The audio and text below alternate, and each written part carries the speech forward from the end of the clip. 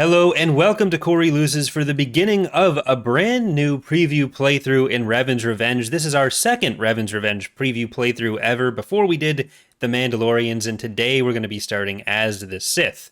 Normally I do this from the main menu, but we're already in game here. We are on a map where we've got a little bit of Sith space over here, there's some Mandos over here, and there's a bit of Republic over here. So we've got all three factions present today.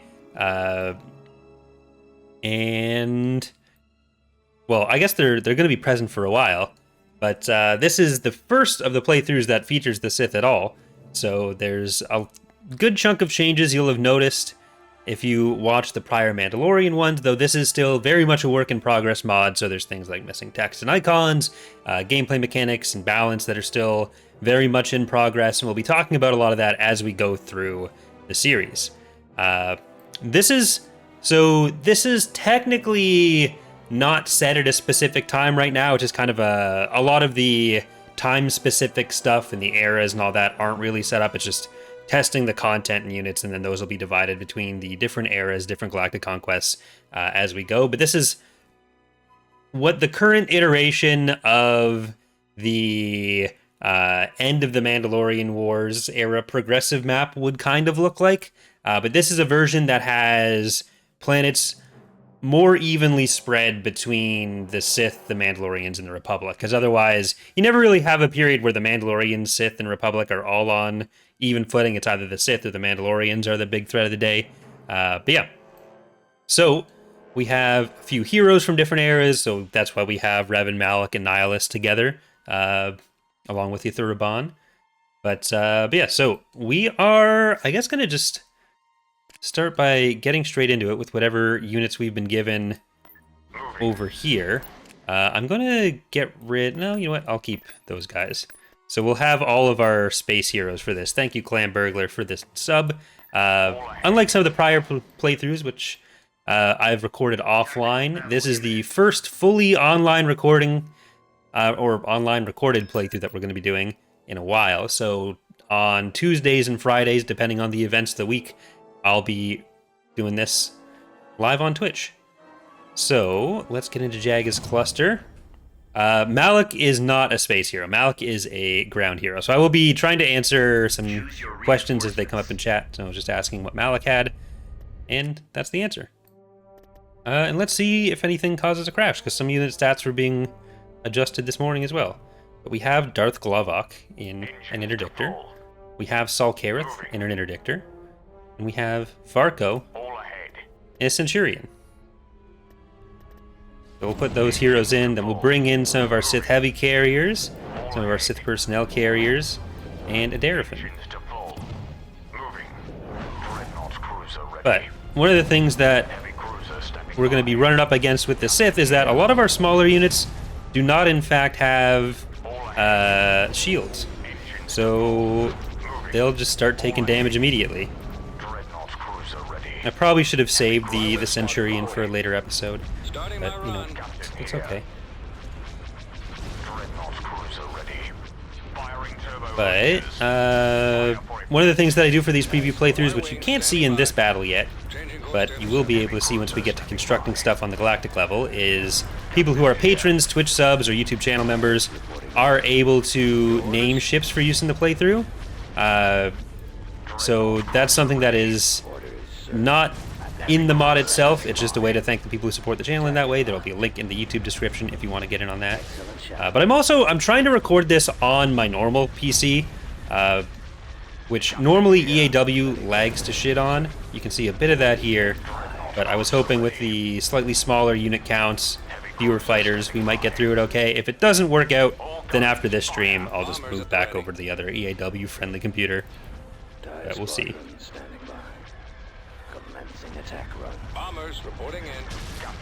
Alright, we're gonna go... I'm gonna send Varko over towards the shipyard.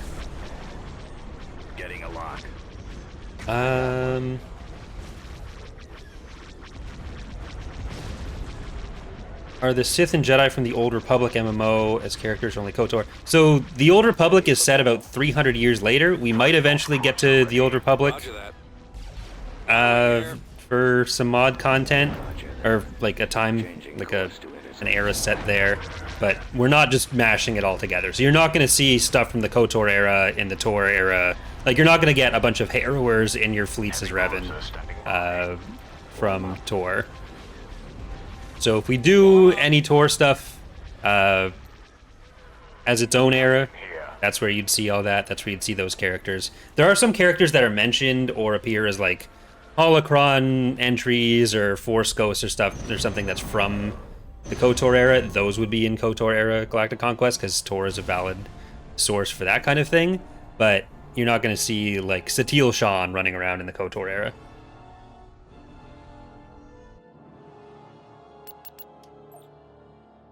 Planetary control achieved. Does Revan use Leviathan? No. Saul Kareth is the Leviathan's captain. Building under construction. Like, we generally try to avoid having ground and space heroes mixed when we can for a variety of reasons.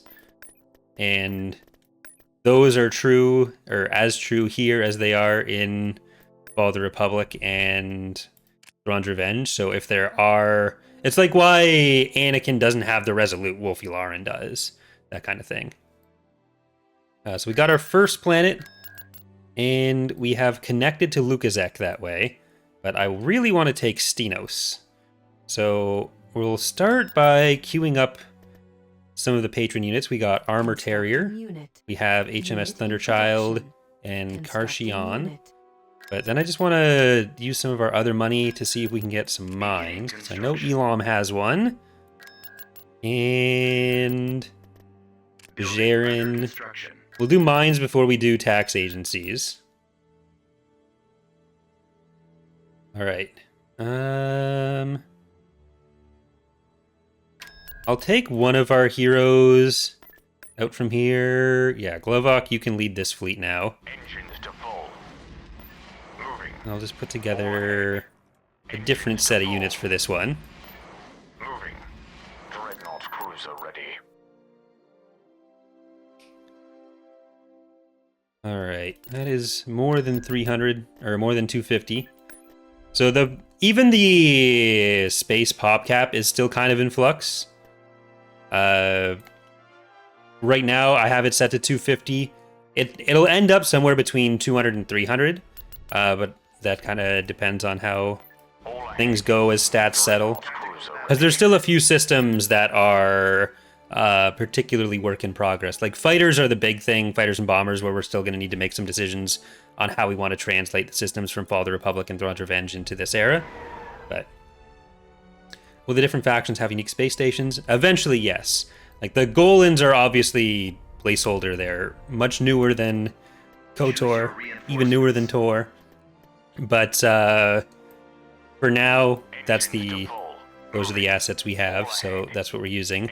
And the plan is to basically make one set of stations first, use them for all three, and then make the unique one. So have at least one at each planned level, or one at level 1 through 5 from each of the factions, like have one of their planned ones, combine them into one set, and then diversify that as we can. Kind of like how we did in Fall of the Republic, how we're doing there. But let's get those guys all in. We got our Korriban Corvettes as well. It's going to be a good amount of fighters in this one, so I'm going to get them ready. And I don't think we used a Supremacy in the last battle.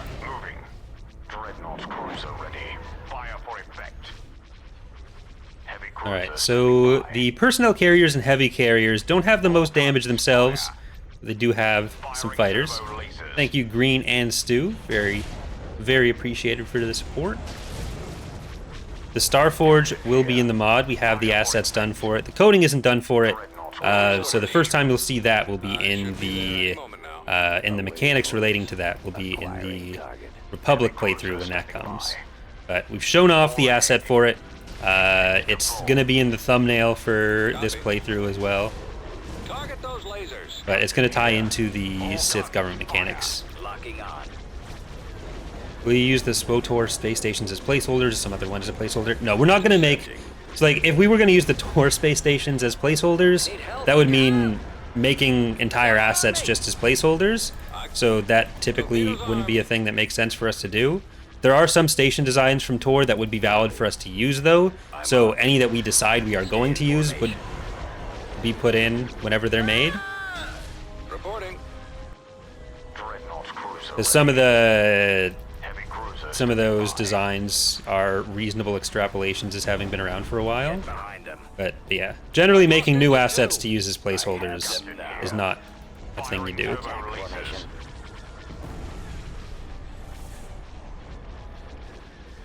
But like the Starforge is also, it's not going to be a station you build on one of your planets. It's going to tie into other mechanics the Sith can do, which we'll talk about a little bit when we get back to the galactic level, because that's going to be a bit used for us here. As part of that mechanic is set up, although the payoff for it isn't quite. Alright, so I'm feeling safer to move up a little bit here. Our supremacies are decent carriers as well, on top of our personnel carriers and heavy carriers. But each faction currently has 6 or 7 units, and that's actually beyond what the initial goal was going to be for the first release, where we were like aiming for 5 initially, but we've been able to get past that. And then we'll keep expanding. Like, we're probably not going to be much past 7 for the first release. If we could get to 8, that'd be neat, but we don't want to scope creep too much. What's the reason for making 2 versions of the Inexpungible? Smooge is asking. So there's, for the Inexpungible, the original comic drawing has some slightly inconsistent scaling, but the concept art for it in particular gives it a size that's closer to 900 meters. But then the Knights of the Old Republic campaign guide has a stated size for it of around the size of a Lucre Hulk. So given the more limited pool of potential units and sources to work off of in this era, we're going to basically take every opportunity we can to make different variants of the same unit, or of the same design. So rather than just trying to say like, oh, this one's right, this one's wrong, we've turned it into 2 variants for the unit. So there's the Swiftsure version, which is the smaller, what we're calling the smaller one, and then there's the Inexpungible itself, which is what we're calling the bigger one. And there are some model differences between the two as well. So I didn't just like scale the model down. I retextured it and did some of the details differently to fit the different sizes. So that's a thing we've done in a couple places with Thrawn's Revenge and Fall of the Republic, but that era tends to have, like, that's kind of how the in-universe firmly established variants of like the Providence Dreadnought, and to a lesser extent the Recusant Dreadnought work in Fall of the Republic. But the Clone Wars, there's already so many different versions of ships that we don't feel the same need to turn everything into a different variant. But here, there's more gaps to end up filling that way. We are victorious. All right. Especially when it's such a big divergence. Okay, we lost a Darafin and a Korriban patrol corvette, but we killed the rest of their stuff.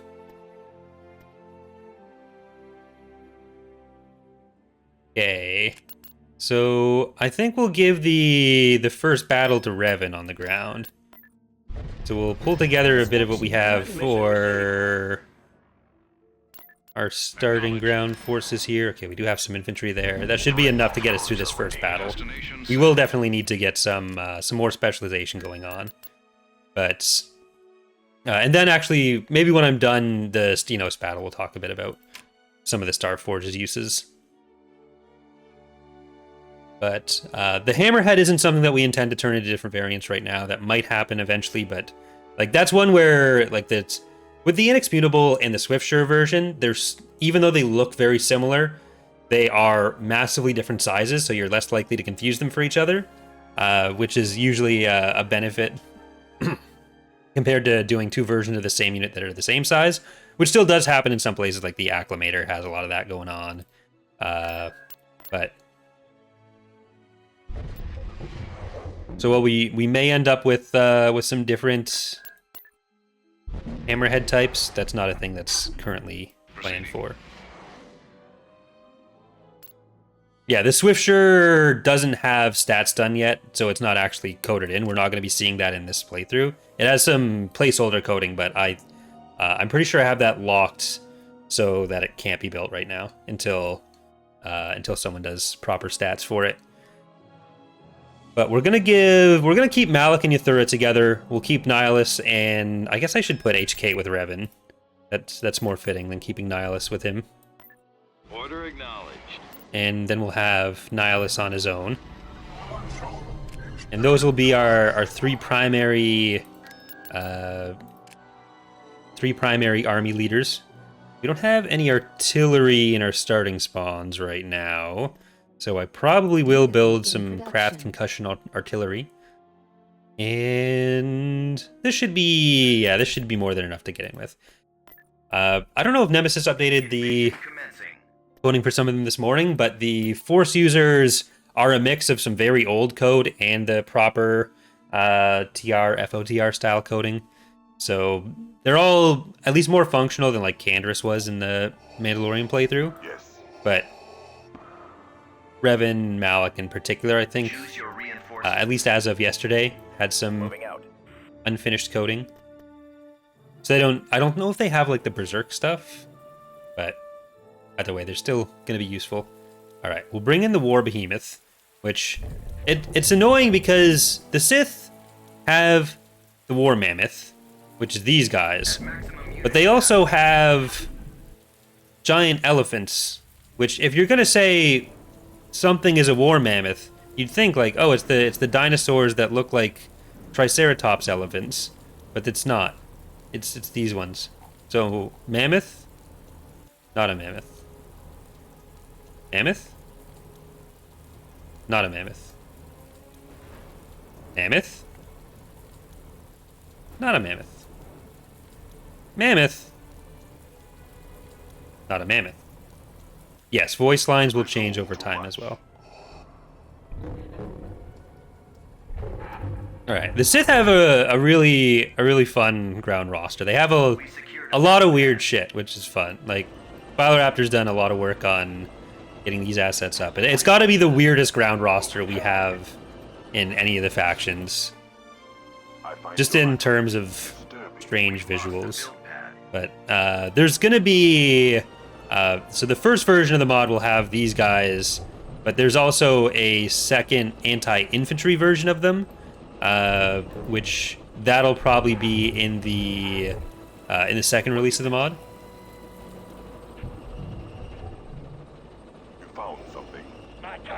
But I put in the quote-unquote new model for these guys yesterday, so it looks better than the older ones did. It's still like a 20-year-old model, basically, but it's... because a lot of the infantry models that we're using come from an old mod that a bunch of us used to work on called Ages of Star Wars. That's what Revan, Malak, Nihilus, HK, the Sith Infantry, the Mandalorian Infantry, that's what those come from. You men follow me. Just shut up and watch yourself. What did we kill? Oh well. Oh, there's some daggers. No! My poor Elephant.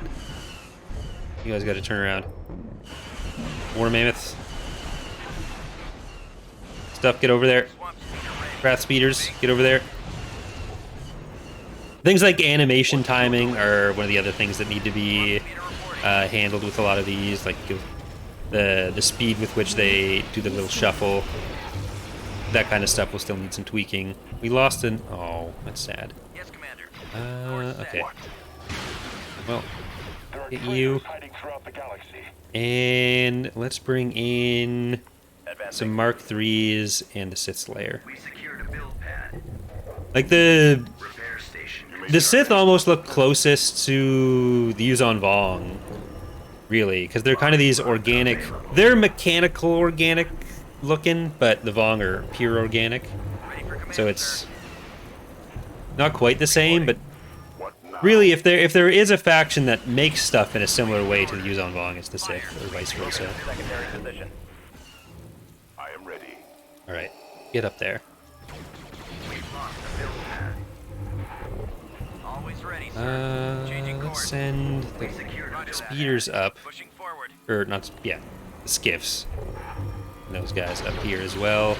Revan, just make sure that you're not gonna die to everything. HK, Get going. you can shoot as well. There you go. Awaiting order.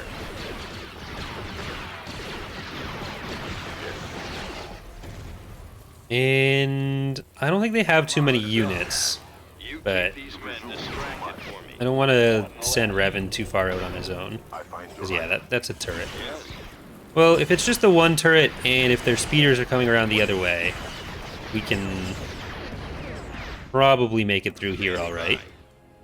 The victory points aren't set up. Like, a lot of the ground battle mechanical stuff, like the field bases and victory points don't exist in the mod yet. But the ground stats for units overall are probably further ahead than the space ones at this point. your destiny. Like, roster-wise, basic setup-wise, the Die. ground units are What is your direction? about where they need to be for release, or for going into testing, rather. Not necessarily release. Whereas space, we still need to get, like, the Swiftsure done and figure out any of the changes to fighters. reporting. You may dispense All right. with the pleasantries. Let's bring you in, because it looks like there's some infantry over there. Here's the Sith bombers, the Starforged bombers. This is based on some I'm with you. concept art, I believe. Copy that. So they can do that. Ooh, this more stuff here than I thought there'd be. Well, let's bring in the advanced platoons. Copy. Heading to coordinates. Moving to secondary position. Okay. Scurry all you like, rat. I don't know what our fastest anti-infantry to get over there will be, because you guys are anti-vehicles. So we'll just get around there eventually. Okay, they're leaving. Looks like we're okay once these are down anyways. Yeah, the unarmed version of the Behemoth did make it into the .3 releases as a map prop, so you might recognize those from the Jurassic Park map. System conquered. Building All right. Yeah, that happened like the day before. I think it might have been the day of release. So yeah, we're building a Krath artillery already over there. And let's see, do we have the proper... No, we don't have it built yet. But yeah, so the Starforge is a kind of difficult thing to work in because obviously it's not over a planet that's going to be in much of the gameplay. It's over here in Lehon. And if you have Lehon on the map, then it's a bit... like, having it be part of regular gameplay would be a bit messy.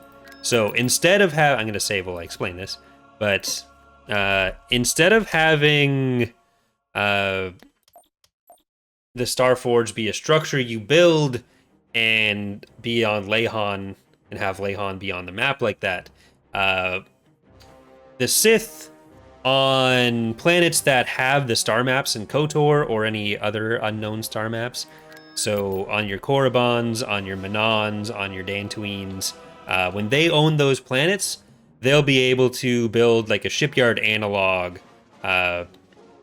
which is basically a relay connecting that planet to the Starforge. So if you're constructing at those, then that's essentially you're constructing at the Starforge. So a lot of the Sith planets don't have the highest shipyard levels innately, so the way that they can kind of access higher level ships at planets like Korriban is by using those Starforge relays.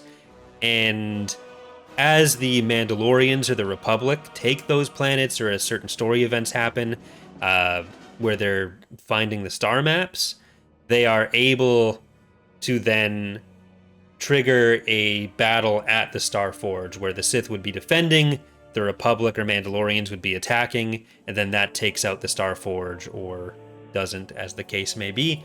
And that'd also be the trigger for certain events like being able to get Revan back as the Sith if you want to choose to side with Revan over Malak, and then potentially getting like Darkside Bastila. So a lot of those mechanics will have more of a story element tied to them, but that is obviously not set up yet. So that'll be something that hopefully we're able to do do before we get to a Republic playthrough, so we can show more of that in action. But yeah. So I think we can just go to Telos. So I might send Kareth's fleet up that way. Let's put these guys in with Kareth, though. All ahead. We better call Saul. Better call Kareth. Okay, which, do you want a tax agency? No. Sios, do you want a tax agency when we can? I'll wait until I have some more money for that, because that's about to roll over. But we can go into Telos, which I think it will be empty. I'll move these guys over. Like, starting forces, normally what we do is we have a big library of planet ownerships. Okay, yep, they haven't taken it. But that is still obviously in progress for Revan's Revenge, so these have been more manually set up. And it'll probably be different by the time you're actually playing it for yourself. The exact layout of the map as we like pick a few different planets that might be necessary. System control achieved. Nope, that's not the button I meant to press. I went to press that button. You are getting taxed. What's Ambajar? Okay, it's the mine. Ziost, you can also get taxed. Building under You have a trade port. It's probably not the best place for a trade port, but we don't have many other planets right now. Aragonos is asking, where is Darth Kreia and Darth Sion? They don't exist yet. We don't have any assets for them yet. Doing a whole swath of new infantry heroes and infantry types for mod is one of the more difficult things, and it's one of the more rare skills. Like Yuthuraban, I only finished yesterday, really, and Juhani was last week, so we're still making our way through some of the assets for that. I mean, I think focusing on this area first makes a lot of sense. Like, maybe we'll go in for Yavin, because that's not going to be too defended yet either. So, yeah, maybe we'll do that, and then we'll use this army to go in, because I will probably want some infantry. Do I even have any barracks? I do have some barracks. Okay, let's just get some regular Sith troopers that we're going to send in with with Malak. Moving. Construction complete. Right away. And that'll save us from some defenses, because we'll have a little bit at Axilla here. That's probably a good place for an ion cannon. But Tactical battle imminent. well, I mean, Sion and Kreia are characters we do hope to have as pretty high priority, so they might be done by the time the mod releases. But again, the mod is a work in progress, so like not all the assets that will be in on release are done yet. Like, we're not at a cutoff point for making assets. Like I said, I just finished one yesterday. Because like Uthar Win is another one that I was kind of hoping to have in before I started this playthrough, but that's obviously not the case. So who are our first patron units that we're using here? We have Thunderchild, we have Karshion, and we have Terrier. Alright. It seems a bit rude to just drop Centurion on this, but I'll take the early wins if I can.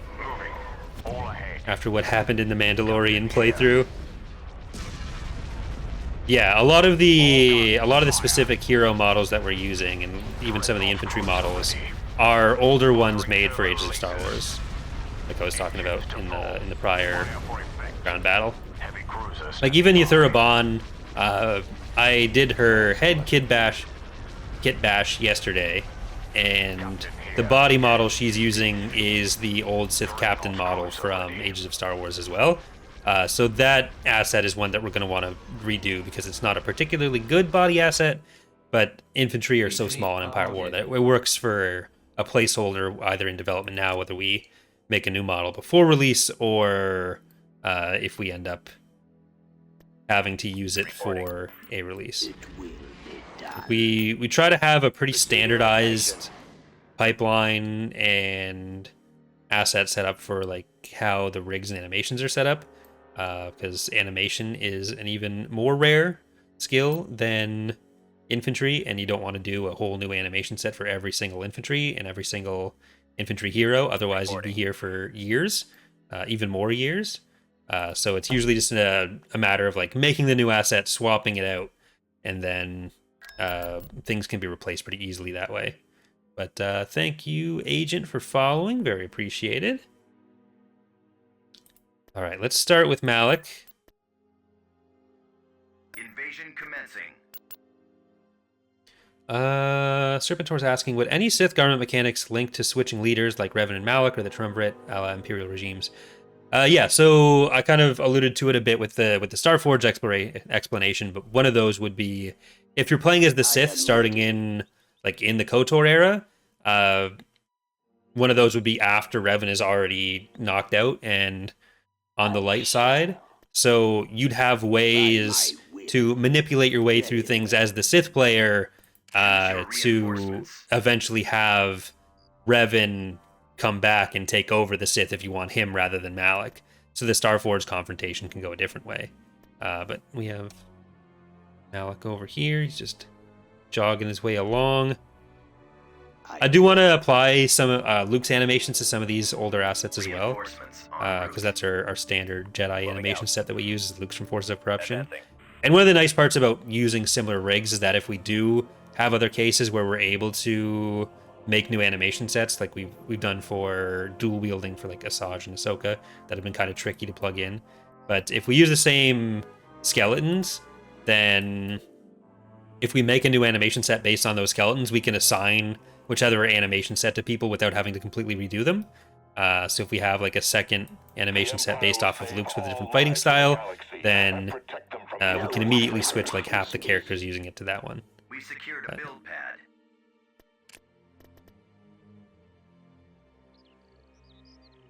Got Angry Twi'leks running at you.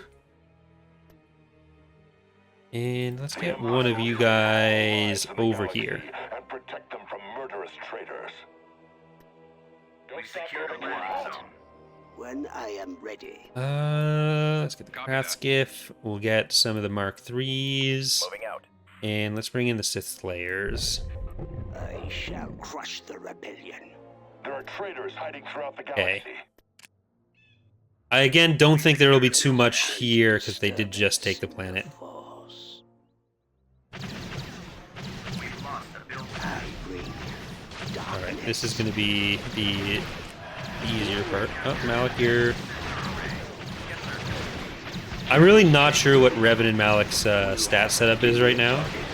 So, I don't know. I don't think they have some of the recharging and blocking set up the way we normally do for heroes. My training won't fail. Some of that stuff I'm actually able to pull in. I know Yathura does have it, because I coded her based off of our usual stat setup yesterday. But some of that stuff, like unit stats, I might be able to pull in over the course of the playthrough. But the artillery back there is kind of scary. Let's see if we can send the craft skiffs in to that artillery before Yathura or Malik gets too hurt. What do you want? Swamp speeder reporting. Alright, you guys can ignore the infantry, you gotta go for the artillery. That is your job. Alright, now you get out of there, you are not gonna be great at the anti-infantry here. Where's Yathura? Not to be confused with the Tim Allen movie Zathura. It's a completely different thing. Okay, bring in our mammoths that are in no way misleadingly named. That bad thing. I fear no one. And we can start heading over to that structure.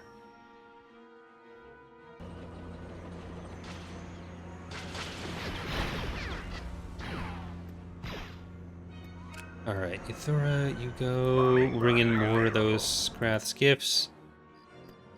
I'll need to make sure I keep an eye on Malik more. I'm not sure why theirs are so inclined to sit there, but Y-wing standing by. why the basilisks don't take off properly, Computers locked on target. or why the AI doesn't use the garrison ones properly. So that'll be a thing we have to look into. But Ithura, thank you for your service, your carrying. Thank you to the anonymous gifter. Very appreciated. Okay, we lost our Mark III droids, but I think that's fine for taking Yavin. And we got a good core of territory. We were able to take some low-hanging fruit, but it'll start getting a bit harder as we get into the more Republic-controlled area, or the more Mandalorian-controlled areas. But I think we are going to leave it there for our first episode. We're going to keep going here on Twitch, though, so there'll be at least one more recording to do. And yeah, so those of you watching on YouTube, thank you for watching. Those of you watching on Twitch, stick around. Bye, everyone.